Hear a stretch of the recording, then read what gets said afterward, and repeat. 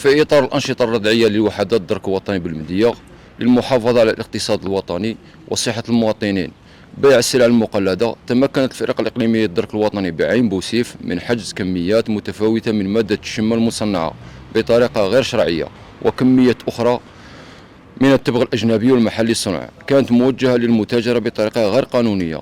تأتي العملية بعد الاستغلال الجيد لمعلومات واردة إلى عناصر الفرقة المختصة مفادها وجود شحنة من مادة الشمة المقلدة مخبأة بمحل بالمكان المسمى حي السوق بلدية عين بوسيف، بعد استيفاء جميع الإجراءات وبالتنسيق الدائم مع الجهات القضائية تمت مداهمته وتفتيشه، أين تم حجز